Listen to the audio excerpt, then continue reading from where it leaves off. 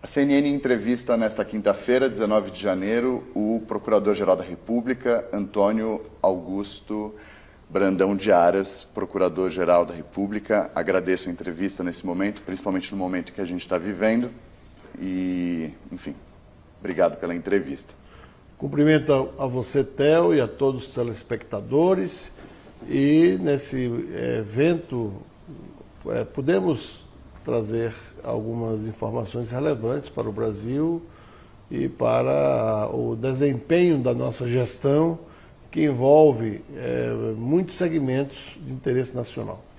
Doutor Aras, eu entrevistei o senhor em agosto do ano passado pela CNN e naquela ocasião o senhor descartou a possibilidade de qualquer candidato não aceitar o resultado da eleição. O senhor disse, principalmente, descartou a possibilidade de haver uma tentativa de golpe e uma eventual derrota de Jair Bolsonaro, que foi o que acabou acontecendo. O senhor disse naquela época, não estou preocupado, nem me passa pela cabeça, não vai ter golpe. De fato, não houve golpe, mas o Brasil chegou o mais próximo possível de uma tentativa de golpe com o que aconteceu no dia 8 de janeiro. Eu queria saber se o senhor errou na avaliação ou se o senhor minimizou o que poderia ter acontecido, não só o senhor, obviamente, junto com as outras autoridades dos outros órgãos públicos. Theo, sabem todas as autoridades que lidam com o sistema de justiça e com segurança que não se pode estar a revelar os trabalhos de combate, seja a macro, seja a microcriminalidade, seja propriamente a assuntos estratégicos, especialmente aqueles que dizem respeito ao Estado, no particular ao Estado brasileiro. Durante os últimos 2 anos, desde 2021, que nós começamos um trabalho extensivo a todos os estados da Federação, com o apoio do Conselho Nacional do Ministério Público, com o apoio especialmente do Ministério Público Militar, em que nós estivemos sempre atentos a todos os movimentos que pudessem resultar em atos de violência que pudessem atingir a nossa democracia. Então, em 2021, nós estivemos juntos, inclusive na presidência, salvo engano, na época do ministro Toffoli ainda, com o ministro Alexandre, ali trabalhando intensamente no monitoramento, no controle, na fiscalização dos atos, dos pequenos focos que iriam surgindo em todo o Brasil, e conseguimos apagar esses focos. Então foi assim que comemoramos o 7 de setembro pacífico e ordeiro, com manifestações em praça pública, pacífica e ordeira, como assegura a Constituição Federal. Então, o 2021, nós garantimos a paz numa ação coordenada. Em 22 também vieram manifestações pacíficas e ordeiras em praça pública, e mais que isso, tivemos um primeiro turno seguro, pacífico e ordeiro, um segundo turno pacífico e ordeiro, e somente a partir de um determinado momento em que estava concluída a eleição, é que começaram a surgir eventos mais fortes e creio que em razão do momento da transição, pode ser que as autoridades da segurança pública tenham perdido algum detalhe.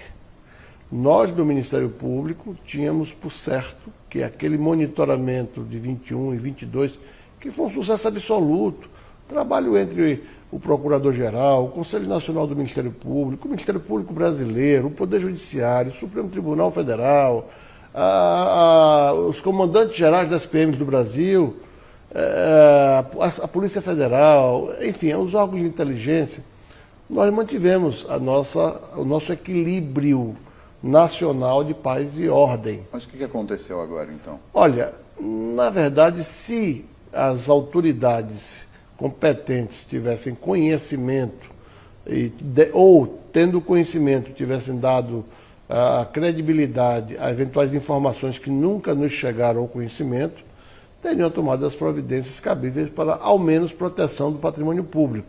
O senhor acha que cabe uma investigação ao atual governo com relação à falha de segurança, de inteligência? O próprio presidente admitiu essa semana. Olha, a investigação sempre cabe para averiguar a verdade dos fatos. O grande problema nosso é que neste momento, o Ministério Público Federal, junto com o Ministério Público do Distrito Federal, está atento e preocupado em avançar nas investigações e nas ações penais contra aqueles que depredaram o patrimônio público, instigaram um golpe de Estado, atentaram contra o Estado democrático de direito, incitaram movimentos que atentam contra a liberdade democrática no seu sentido mais puro, que é a convicção de cada eleitor, de respeitar o resultado das urnas. Então, as nossas preocupações nesse momento é fazer o que estamos fazendo. Desde o dia 8 de janeiro, que nós estamos trabalhando todos os dias, praticamente de 12 horas a 14 horas por dia, e oferecemos 45, 46 denúncias, ações penais, fora as investigações. Temos mais de 200 denúncias a serem apresentadas nos próximos dias. Contra quem? Contra pessoas que participaram dos eventos. Porque o senhor, e aí já vou pular para essa pergunta, o senhor disse que a Procuradoria-Geral da República vem tocando a investigação em 4 núcleos. Isso. Executores, autores intelectuais, instigadores, financiadores e agentes públicos.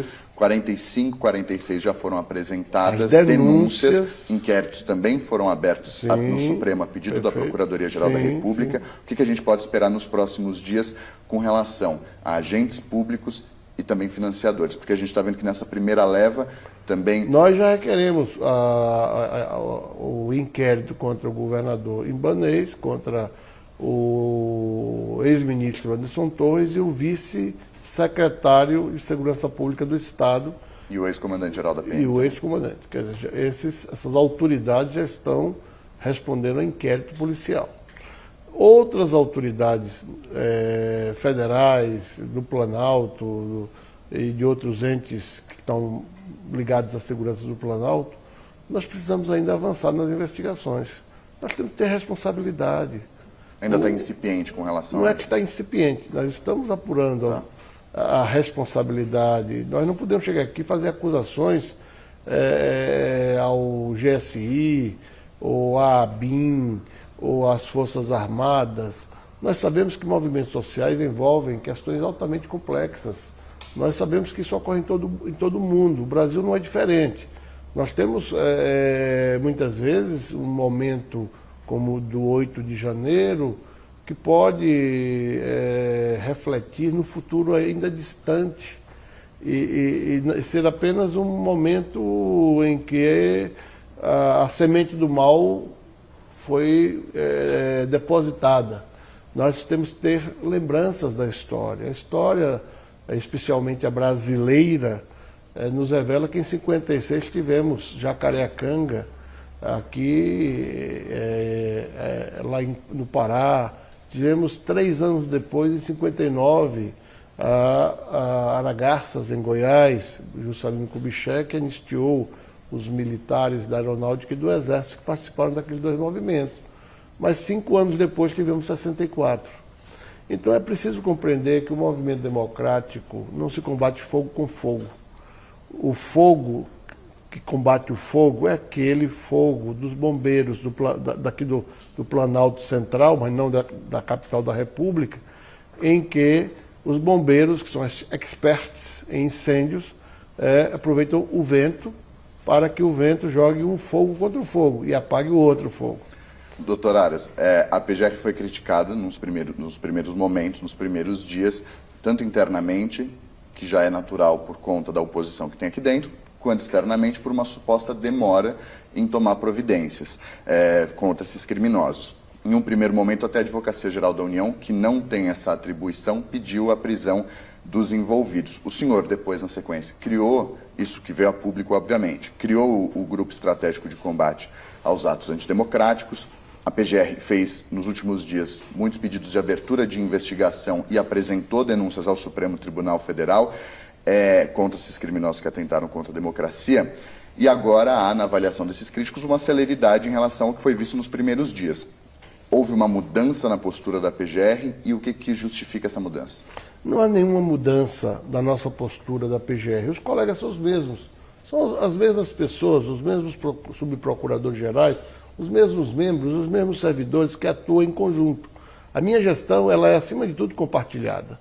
Os meus opositores, que incessantemente são aqueles da Lava Jato e que tentam, de toda forma, mitigar quando não podem sequer reduzir a nossa atuação, que supera 30 anos internamente de tudo que eles fizeram, que supera em persecução crimes, especialmente do colarinho branco, mais de 12 anos anteriores à nossa gestão.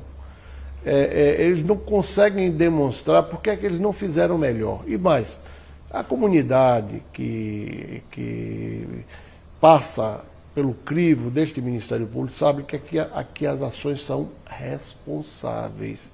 Ninguém atira primeiro para perguntar depois se é culpado ou não culpado.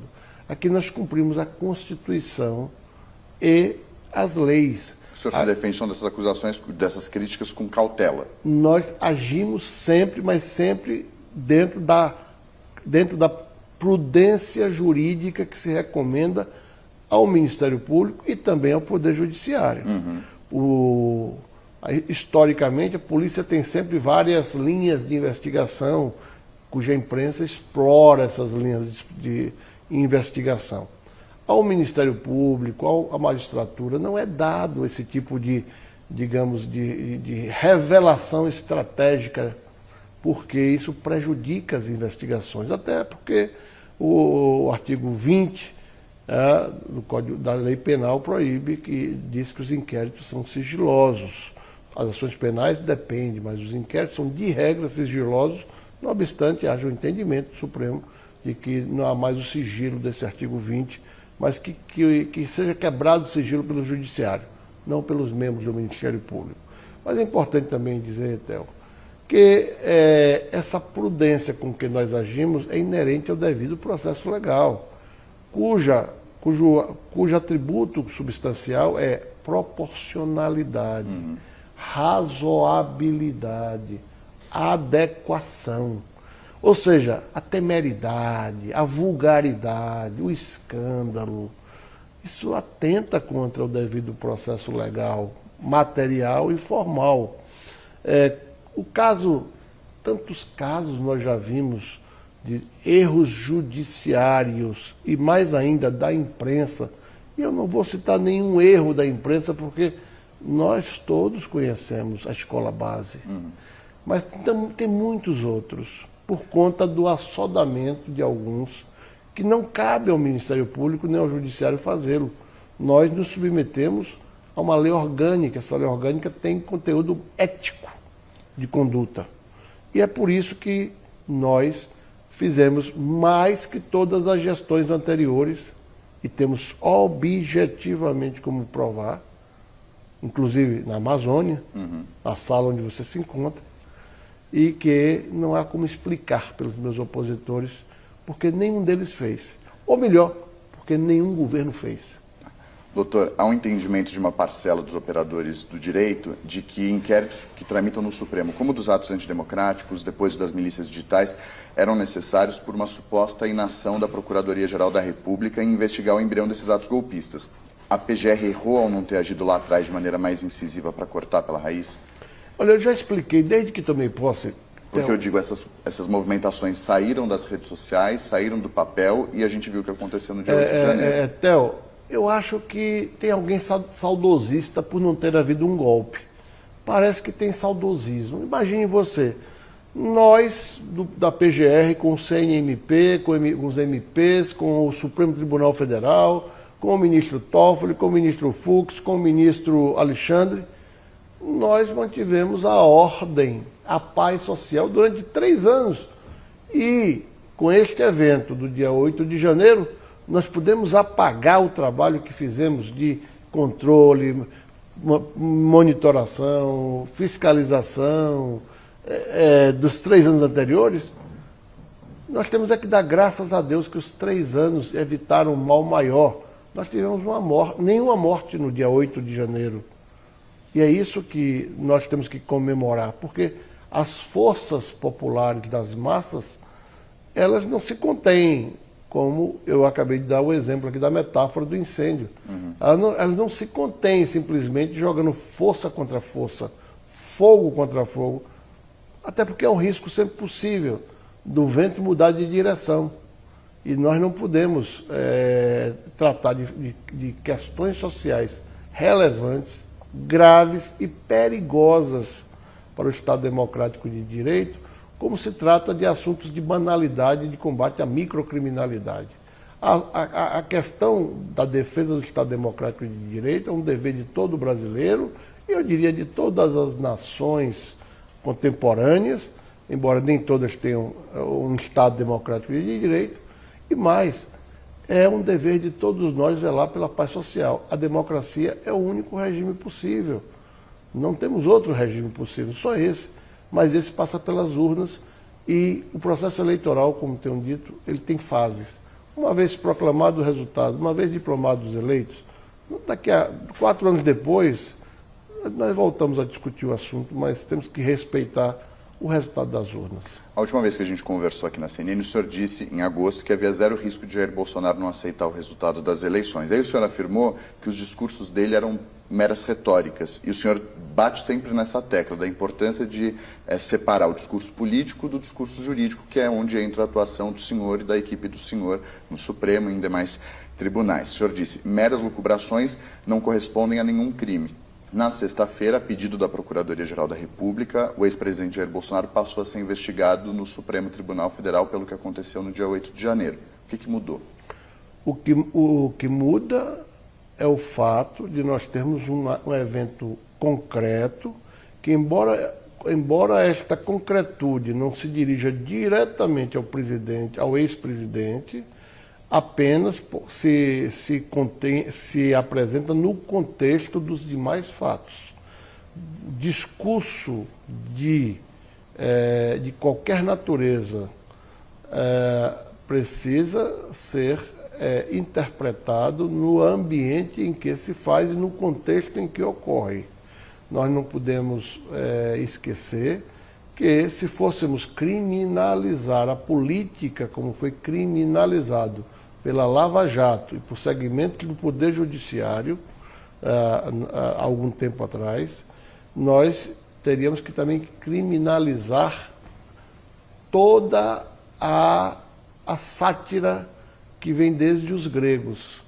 Os gregos já conheciam a sátira, os gregos já conheciam as tragédias. E modernamente, o Estado moderno, a democracia moderna, tem como primado a liberdade de expressão. Se nós começarmos hoje, aqui, a prender, a punir e a lançar no catre quem quer que se manifeste, jocosamente que seja, como tantos grandes comediantes do Brasil, como Jô Soares, Chico Anísio e tantos outros, Agildo Ribeiro, tantos outros fizeram blague durante o governo militar das suas piadas, ou as músicas do Chico Buarque, Caetano Veloso. Se nós fôssemos criminalizar essas manifestações poéticas e literárias e muitas vezes políticas, nós teríamos aí sim... Só que nesse caso ultrapassou uma linha, né? Bom... Da retórica. Essa linha da retórica, quem tem que julgar é o povo. E o povo não elegeu nas urnas o ex-presidente. Ele vai ser investigado pelo quê no Supremo a pedido da PGR? Ele vai ser investigado no Supremo sobre o conjunto de atos que pode ir só desde a incitação até mesmo o financiamento dos atos, desde que isso venha na investigação. Claro. Nós não podemos aqui presumir culpa de ninguém. Certo. A conquista da civilização, do processo civilizatório, é que a boa-fé se presume, a má-fé se prova. E nós, do sistema acusatório, que temos o dever de acusar, nós temos o dever de provar a acusação. Nós não podemos simplesmente acusar ou fazer como os inquisidores faziam. Amarra uma pedra no pescoço do Theo, joga no Lago Paranoá, se ele boiar, ele é inocente. mas se ele morrer, ele é culpado. No meio disso tudo, não dizer estratégia, mas esse entendimento que o senhor adota desde que assumiu em 2019, o senhor vem sendo chamado de leniente, os críticos ao senhor chamam de leniente, de engavetador-geral da República. Então, o senhor adota a cautela e o senhor usou um discurso de não criminalizar a política desde... Vamos trocar cautela por prudência do sistema constitucional. Certo. Cautela é um termo técnico. E como nem todos os jornalistas têm formação jurídica, ou não têm a sua honestidade intelectual, vamos usar o termo prudência, proporcionalidade, razoabilidade, adequação, que são termos do devido processo legal substancial. Doutor, o senhor dizia que não havia risco contra a democracia, mas em menos de uma semana houve o 8 de janeiro e depois foi descoberta aquela minuta golpista dentro do armário de Anderson Torres. O senhor muda a avaliação? Houve um risco? Não há o que mudar, Theo, porque nós estamos investigando. Em primeiro lugar, primeiro é preciso dizer que entre 8 de janeiro, onde houve um quebra-quebra no Distrito Federal, em que todos nossos colegas do Ministério Público Brasileiro têm trabalhado e vêm trabalhando em coordenação, nós estamos apurando e já demos mostras de que temos atuado de forma muito rápida. Por que muito rápida? Porque as instituições que constroem o Estado brasileiro têm colaborado, ou seja, o Senado trouxe imediatamente tudo que apurou, a Câmara trouxe 3 dias depois tudo que apurou, o Judiciário tem mandado o que tem apurado. Ou seja, no ambiente de milhares de pessoas, nós não temos condições, ninguém tem condição de resolver o assunto com a rapidez desejada. Em tese, quais crimes que o senhor vê nessa minuta que foi descoberta no armário do ex-ministro e ex-secretário Anderson Torres? Olha, Theo, desde que eu tomei posse neste cargo, e você me fez uma pergunta antes sobre o inquérito das fake news, que nós temos buscado, junto ao Supremo Tribunal Federal, a defesa das nossas prerrogativas como órgão acusatório constitucional. Nós fazemos isso, inclusive, todo o período desses 3 anos e 4 meses, formalmente, nos autos. Nós movemos a DPF 572, em que o Supremo nos garantiu as nossas manifestações como titulares das ações penais. Nós movemos uma outra DPF que espera julgamento do Supremo Tribunal Federal. Nós recorremos de todas as decisões em que as prerrogativas constitucionais do Ministério Público Federal não são observadas. Ainda ontem tivemos uma grave violação. O ministro Anderson Torres prestou depoimento e nós não fomos comunicados. Quando nós soubemos pela imprensa que ele seria ouvido, nós tentamos deslocar o membro auxiliar para participar da oitiva, mas já foi tarde demais. Ele foi ouvido 10h30 e a imprensa deu isso um pouquinho mais contemporâneo. Eu já vou chegar nisso, mas o senhor vê algum tipo de crime nessa... Que crimes poderiam estar em tese? A questão não é de crime, eu estou falando de prerrogativas do Ministério Público, que nós estamos defendendo há 3 anos e 4 meses que eu estou aqui, cuja defesa dessas prerrogativas começou com a minha eminente antecessora, Dra. Raquel Dodge, e que continuará certamente com o meu sucessor, se porventura o Supremo Tribunal Federal não preservar nos autos nosso dever funcional.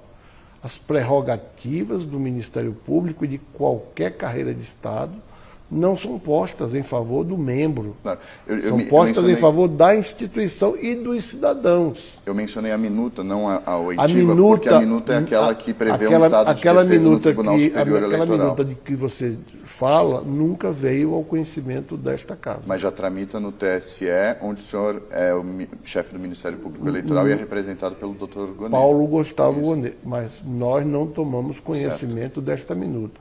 Eu creio que em algum momento a autoridade judicial competente irá encaminhar. Agora, a questão, Theo, nós sabemos se no Estado democrático de direito as prerrogativas do Ministério Público serão resgatadas. E é isso que eu queria chegar na conversa. Não sou eu somente quem está a defendê-la. Uhum. O MP brasileiro está todo acompanhando as violações às prerrogativas do Ministério Público. Na semana passada, o ministro Alexandre de Moraes tomou 2 decisões, de afastamento do governador Ibanez Rocha e de determinação da prisão do ex-secretário de Justiça, ex-ministro Anderson Torres, que foram referendadas sem que houvesse uma provocação, um pedido feito pela Procuradoria-Geral da República, como é praxe no sistema que a gente vive. Não é praxe, é garantia constitucional. É garantia constitucional. O depoimento ontem, como o senhor disse, foi marcado também sem que a PGR fosse notificada. Qual que é a avaliação do senhor dessa atuação do ministro Alexandre de Moraes? E já emendo uma outra pergunta que tem a ver sobre isso. A PGR apresentou ao longo dos últimos meses recursos contra decisões com as quais não concordou ao ministro Alexandre de Moraes, recursos pedindo para que fosse analisado no plenário do Supremo, recursos que não foram levados ao Supremo, o relator era o ministro Alexandre de Moraes. Recentemente, o Supremo aprovou uma resolução que prevê que esses recursos sejam enviados e julgados e analisados pelos ministros do Supremo. O senhor acredita que vai conseguir reverter algumas dessas decisões e quais? Bom, em primeiro lugar, nós temos cumprido com o nosso dever funcional, desde a gestão anterior, a minha, exatamente demonstrando a nossa irresignação nos autos, através dos recursos cabíveis, todas as vezes que as prerrogativas constitucionais do Ministério Público tenham sido afastadas. E, considerando que o Supremo Tribunal Federal é constituído por 11 membros, uma decisão monocrática pode ser desfeita até por um voto a mais, 6-5. E isso tem acontecido regularmente nos últimos anos. Sim. O que nós acreditamos é que, se porventura a maioria do Supremo Tribunal Federal entender que o Ministério Público é uma instituição dispensável para a essencialidade da justiça, nós teremos que buscar um recurso junto às cortes internacionais, porque nós temos dezenas e dezenas de recursos, que não são só da minha gestão, claro, são da próxima gestão e provavelmente já é motivo de debates, como ontem ocorreram na sede do Conselho, na reunião do Conselho Nacional de Procuradores Gerais, com todos os PGJs do Brasil, e como foi levado a conhecimento do Conselho Nacional do Ministério Público, que é o órgão constitucional competente para a defesa das prerrogativas e também para controlar e fiscalizar os atos dos membros do Ministério Público. Então, o assunto é que, vivendo um momento em que temos uma crise instalada, em que este Ministério Público nunca faltou com seus deveres, agir dentro do devido processo legal não é ser moroso, não é ser leniente. A linguagem da política é muito rápida. A linguagem do jornalismo é tão rápida ou mais rápida que a da política, porque permite até a especulação que não seja criminosa. Mas a linguagem do sistema de justiça, diga-se, do Ministério Público e da magistratura, é uma linguagem dentro da Constituição e das leis. É uma linguagem estrita, em que só excepcionalmente, quando em risco o próprio Estado democrático de direito, e nós não podemos presumir que o Estado democrático de direito esteja em risco somente com o blá blá blá de quem quer que seja, é preciso atos concretos, e a própria lei do Estado democrático de direito tipifica os crimes ali, com atos graves, ameaças. Não basta conversa fiada. O senhor falou de especulação. A gente tinha a informação de que o senhor tentava um encontro com o presidente Luiz Inácio Lula da Silva. Tem o quê? O senhor estava tentando marcar um encontro com o presidente Luiz Inácio Lula da Silva. Nós não temos necessidade, porque já estivemos 2 vezes em ambiente coletivo, conversamos aquilo que era naquele momento necessário. Nós temos tido o contato permanente com os auxiliares do presidente Luiz Inácio Lula da Silva, e quando for necessário, seja este procurador-geral e esta instituição, ou necessário ao presidente Luiz Inácio da Silva, uma simples ligação telefônica resolverá o assunto. O que eu posso lhe garantir é que entre este PGR, o ex-governo, o atual governo ou qualquer governo, a conduta é a mesma. Respeito à Constituição e às leis. É só isso que o Brasil precisa. Vamos concitar o Brasil para respeitar a Constituição e as leis do país? Se nós fizermos isso, o caminho da paz social, o caminho do bem-estar de todos, o caminho do desenvolvimento socioeconômico, o emprego, a arrecadação tributária, tudo isso será atendido, como consta da carta do doutor Ulisses. O que nós precisamos é cumprir a norma. Esta norma não é apenas para enfeitar as edições em papel. Esta norma é para que nós construamos a nação que nós desejamos. Doutor, reta final da entrevista, o senhor é um crítico da lista tríplice, foi escolhido por fora dela, já disse que ela pode ser fraudada, enfim. O senhor tem alguma sugestão de como a escolha deve ser feita, se deve ser regulamentada no futuro de alguma maneira, ou se a saída é deixar a escolha exclusivamente para o presidente da República? A Constituição atribui ao presidente da República a prerrogativa de indicar um procurador-geral e ao Senado ratificar ou não. O Senado, muitas vezes, rejeitou nomes do Ministério Público e de outras instituições, fazendo parte do sistema de freios e contrapesos inerente às nossas instituições democráticas e republicanas. De maneira que a minha posição será sempre de respeito à Constituição. Não encontro, do ponto de vista político, nenhuma solução fora da Constituição.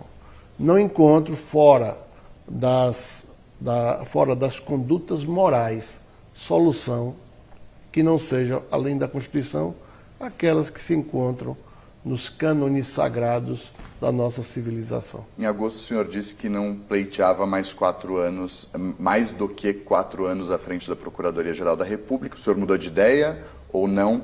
Vai, de fato, se aposentar, voltar a dar aula, vai voltar para a advocacia? Qual que é o plano do senhor a partir de setembro? Olha, aqui na Procuradoria, em 3 anos e 4 meses, nós reestruturamos a instituição, nós reorganizamos a instituição, nós construímos um projeto Amazônia que nunca houve na história de governo nem desta instituição. Nós, ao fazermos essa reestruturação, estamos levando para 70%, elevando o número de procuradores, membros e equipamentos de 70% do território brasileiro para ter Ministério Público, que não tem, ou seja, até a nossa gestão apenas 30% do território brasileiro teve 70% do Ministério Público, o que é algo, no mínimo, estranho. E nós temos, nesse momento de reorganização da nossa instituição, uma compreensão de que o Norte, o Nordeste, o Centro-Oeste precisa ter Ministério Público, precisa ter Estado funcionando devidamente. O projeto Amazônia é uma prova de que, sem recursos de quem quer que seja, que não seja os nossos próprios recursos, sem alteração do teto orçamentário, só com nossos recursos, nós dotamos a Amazônia, desde maio do ano passado, de mais uns 30 ofícios de procuradores da República, mais 5 procuradorias militares, escritórios avançados nas fronteiras. Nós criamos um Georradar, que é uma ferramenta que em 10 segundos identifica a hipótese de uma derrubada da mata, de queimada, de invasões. Em 10 segundos se detecta se aquela terra, a natureza daquela terra, se é pública, se é privada, se é indígena. enfim, se quem está invadindo tem alguma autorização para tanto, ou para queimar, ou para derrubar madeira. Então chegou a setembro, missão cumprida. Então a missão está cumprida e mais do que cumprida. Durante nossa gestão, nós tivemos o Ministério Público expandido pela atuação em todas as áreas, da prevenção à repressão. Nós, inclusive, contribuímos em muito para que o Brasil e o Ministério Público brasileiro deixasse de ser um caçador à espreita da presa na bebida para estar presente com respeito ao devido processo legal, dentro de critérios de racionalidade necessários, proporcionalidade, razoabilidade e adequação agindo, sem atirar primeiro para perguntar depois o que é que vai dar. O que o senhor vai fazer a partir de setembro? Olha, primeiro eu estarei aqui na casa por algum tempo, porque é dever de quarentena estar na casa por algum tempo para cumprir o que a lei determina. Eu sou um homem normativo e a minha formação é essa, então eu procuro cumprir a lei. Agora, eu não uso a lei, eu não admito usar a lei ou qualquer valor e princípio, seja jurídico, seja moral, para fazer como Satanás pregando Quaresma.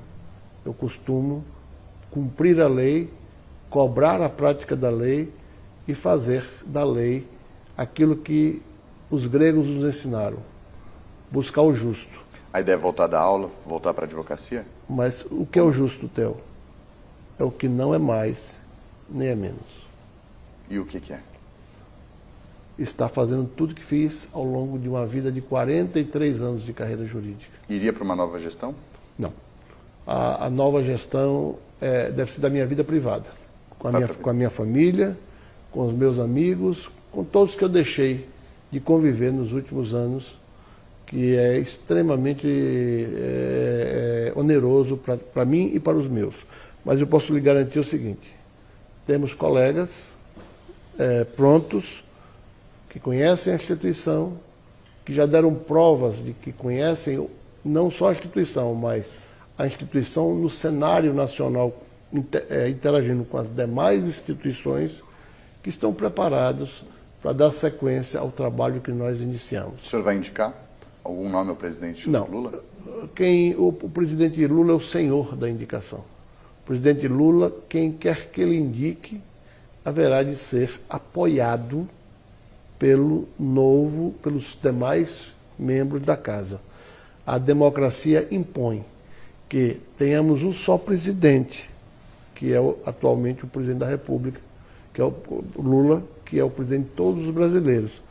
E, da mesma forma, este cargo de PGR é monocrático. Só são os 2 cargos monocráticos da República.